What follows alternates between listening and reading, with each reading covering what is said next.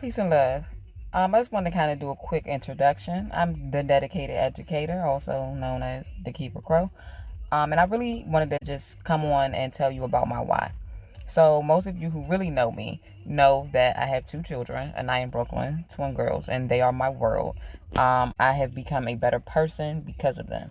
And I just faced a lot of things. They're in third grade, moving into fourth grade. And they've dealt with some academic struggles, but mostly a lot of social and emotional learning struggles. It's just like not really a lot of things in place in schools for them to be as successful as they can be. We do a lot of things at home, but then they get to school, which is where they spend majority of their time, and those same things are just not being consistent. They're not being taught. They're not being held accountable the same way at school as they are held at home.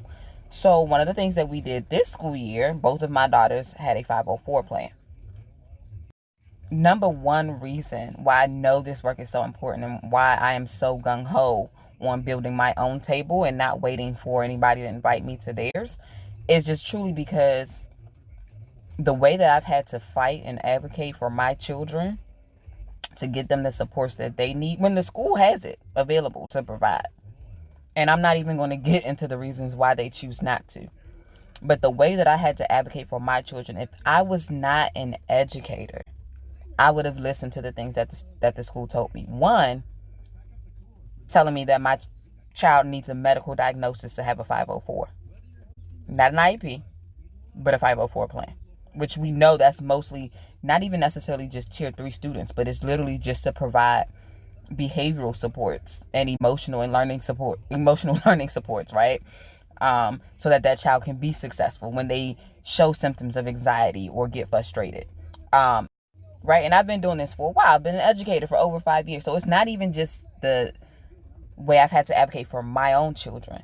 It's the way that I've had to advocate for several of my students who maybe don't have the parental support at home, but they do have the parental support at home. But of course, we don't know things all the time as parents. We trust what the schools tell us, right?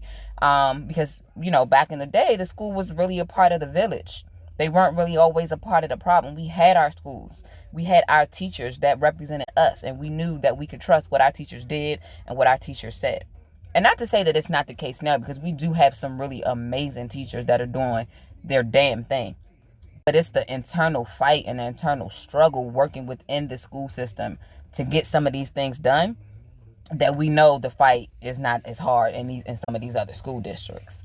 So I just said all that to say we have to make sure that we are educating ourselves as parents, also educating our children and parents, but children as well. They need to know what works for them and what not doesn't work for them, right? They need to know how if somebody says this in a school, yeah, I need to make sure I tell my parents about that, or I need to make sure I follow up on that, or maybe, I need to go check in with my advisor or my teacher that I know really got my back and run that past them to see if they can help me figure out a way to navigate that. Because as students, it comes out as aggression. It comes out as frustration. Sometimes it can be physical. Sometimes it can be verbal. But yeah, I just had to come and just get that out here right now. So my why is for teaching all the babies the things that they need to know, teaching them their magic and not being afraid to let that stuff shine. Peace and blessings.